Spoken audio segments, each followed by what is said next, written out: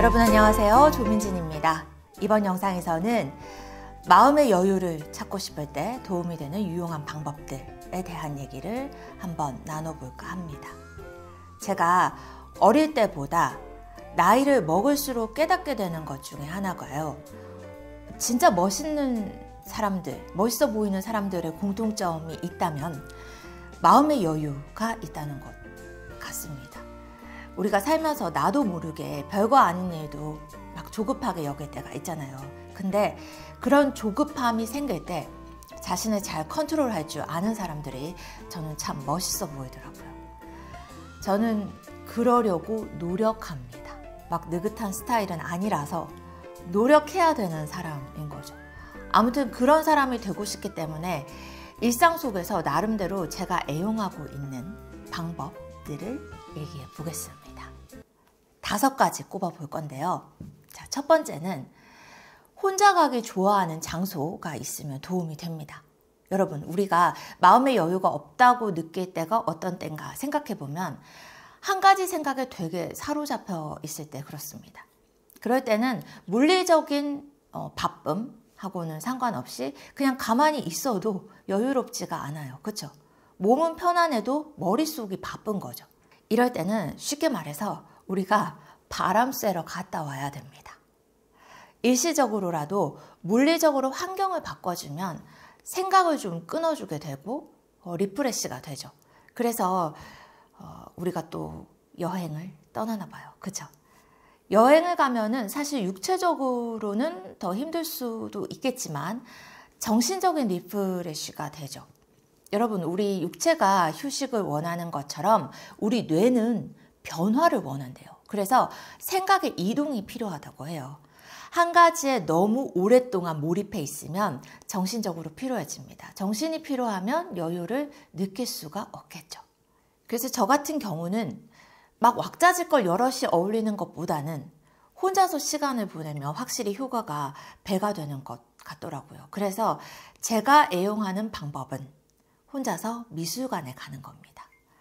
저는 그림을 볼 때 책을 읽는 느낌하고 비슷해서 사실 동행이 없는 게 제일 좋긴 하거든요. 우리가 책은 혼자서 읽잖아요. 미술관이나 전시장 안에는 동행이 있는 경우에 사람들이 막 대화를 나누기도 하지만 대부분 조용한 편이죠.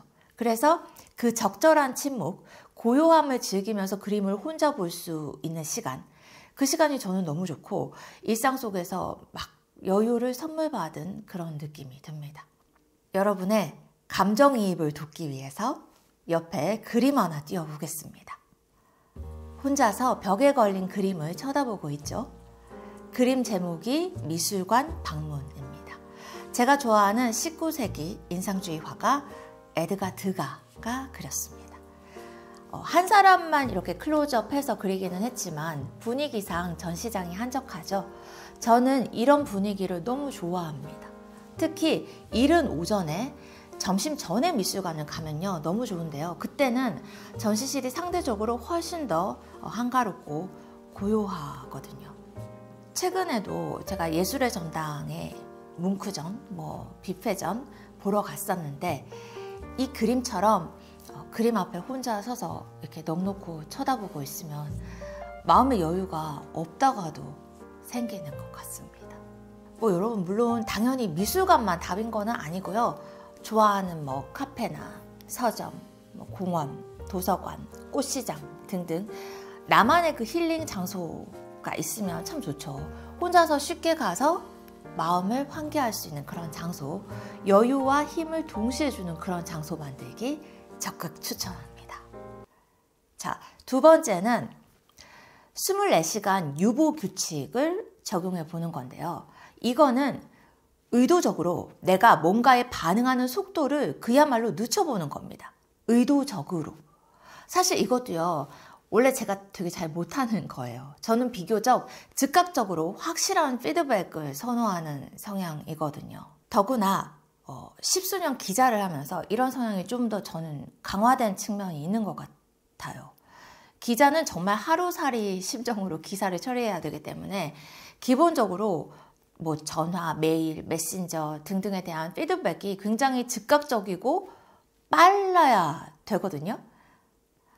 장단점이 있지만 지금은 기자라는 직업을 제가 놨기 때문에 이런 성향에서 조금 벗어나고 싶은 마음이 많습니다. 잘 안 되지만 그런 취지에서 가끔씩은 의도적으로 뭐 결정이나 판단을 유보해 보면 평정심이나 여유를 찾는 데 도움이 되더라고요. 여러분, 다시 마음의 여유가 없다는 거는 앞서 말씀드린 것처럼 어떤 생각에 사로잡혀 있다는 얘기인 동시에 그것에 대한 부담을 갖고 있다는 뜻이기도 한 것 같아요. 그래서 결과적으로 내가 느끼는 부담을 좀 덜 수 있으면 여유를 찾을 수가 있다는 겁니다. 자, 나는 왜 잘하고 싶은데 잘하지 못할까? 라는 책이 있는데요. 부제가 나를 단단하게 하는 부담의 심리학입니다. 이 책의 제목과 부제에서 잘하지 못하는 이유가 나와 있어요. 그쵸? 잘하고 싶기 때문에 부담을 갖고 있기 때문에 결과적으로 능력 발휘가 덜 되는 겁니다. 이 책에 부담감 극복 비법들이 쭉 나오는데요. 225쪽의 19번째 비법으로 반응 속도를 늦춰라 라는 조언을 주는 대목이 있습니다. 이런 처방이 왜 필요하나? 한번 잠깐 읽어볼게요. 부담되는 상황에 처해 있을 때 우리는 보통 성급한 생각으로 잘못된 결론에 이르고 관련 정보를 놓치거나 대안을 생각하지 못하며 민첩하게 대처하지도 못한다. 실제로 성급한 대응 때문에 우리는 종종 성공 기회를 놓친다. 여러분 이런 경험 다 있으시죠? 제가 지난번에 꿈꾸기 좋은 날 연재에서도 삶의 유용한 자세로 반응 말고 대응을 꼽기도 했었는데요. 비슷한 맥락이죠. 때로는 더 정확한 대응을 위해서 즉각적인 반응을 조금 유보하는 그런 삶의 기술이 필요한 것 같습니다. 그냥 단순하게 의도적으로 시간을 보내면서 결정을 살짝 미루는 거, 그것도 여유를 찾기 위한 방법 중에 하나라는 거죠. 228쪽에요. 24시간 동안은 아무 결정도 내리지 않고 있다가 그 다음날 다시 생각할 기회를 갖는 것이다. 다시 생각하면 문제가 새롭게 보일 수 있기 때문이다. 여러분 제가 굳이 단서를 달자면요. 저는 기본적으로 특히 일에 있어서는 매사 대응이 느린 분들을 별로 좋아하지는 않습니다. 일을 하면서 만난 관계에서는 가급적 빠른 의사결정, 성실한 대응으로 서로의 시간을 이렇게 절약해 주는 게 상대에 대한 기본적인 태도고 또 배려라고 생각하거든요. 하지만 그럼에도 불구하고 가끔씩 되게 부담되는 결정사항, 걱정거리에 대해서는 이것처럼 24시간 유보규칙을 적용해 보는 것도 유용한 방법이 되는 것 같습니다. 24일이 아니라 24시간 자고 일어나서 내일 다시 생각해 보면 그 문제도 답도 새롭게 보일 때가 있더라고요. 세 번째는요. 여유가 없다고 느껴질 때면 오히려 나의 일이나 주된 관심사하고는 전혀 다른 거를 한번 해보는 시간을 갖는 겁니다. 여기서 포인트는 특별히 내가 목적이나 목표 의식을 전혀 갖고 있지 않는 하지만 즐거운 일을 하는 거예요. 그야말로 리프레시하는 방법인데 그거를 하는 동안 순수한 기쁨을 충전할 수 있습니다. 그래서 다시 중요한 일에 몰입할 때 필요한 에너지를 얻을 수가 있는 거죠. 저는 회사 다닐 때 점심시간이나 퇴근 후에 잠깐 프랑스어를 공부한 적이 있거든요. 그냥 프랑스가 좋아서 특별한 목적 없이 그 낯선 언어를 막 신기하게 대하는 기분으로 아주 기초적인 공부를 했는데 당연히 제 업무와도 아무 상관이 없고 특별히 뭐 시험을 위해서 공부한다는 그런 압박감도 없었기 때문에 그 자투리 시간을 누리는 어떻게 보면은 무용한 즐거움이 업무 스트레스도 좀 덜어주고 여유도 찾게 해줬던 것 같습니다. 사실 제가 뭐 그림이나 화가들의 얘기에 더 깊은 관심을 갖게 된 배경도 이런 차원이었던 것 같아요. 나의 주된 업무랑 전혀 상관없는 순수한 즐거움을 추구하는 걸로 삶의 여유를 찾는다는 포인트. 근데 그게 발전해서 결국에 저는 그림 에세이도 썼죠. 아무튼 여러분 중요한 거는 목적 없는 즐거움을 누리는 잠깐의 시간을 소중하게 생각하셔야 된다는 겁니다. 그 시간을 통해서 자기 본업에도 더 집중하고 충실할 수 있게 되는 활력을 얻을 수 있습니다. 네 번째는요. 사실상 마음의 여유를 갖는 습관인데요. 일상적으로 해야만 하는 시시하고 아주 지루한 일들, 예컨대 뭐 청소, 설거지, 운동 이런 것들을 마치 아주 중요한 의식을 치르듯이 정성을 다해서 하는 겁니다. 청소할 때 청소에 몰입해서 엄청 열심히, 설거지도 몰입해서 엄청 열심히, 가벼운 운동도 동작 하나에 정성을 다해서 엄청 열심히. 그게 마음의 여유하고 무슨 상관이야 할 수 있을 것 같은데, 무슨 말이냐 하면요.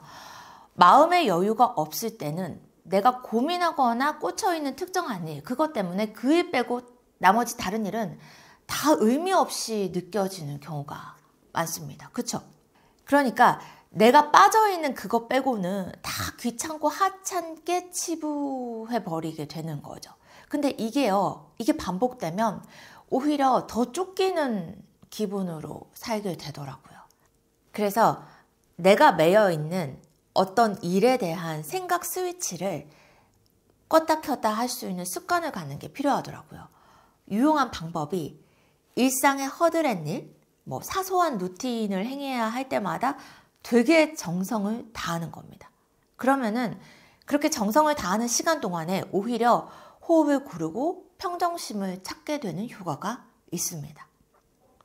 여러분 꽤 오래전에 유명했던 책, 그 프랑스 수필가 도미니크 로로가 쓴 심플하게 산다라는 책 아시죠?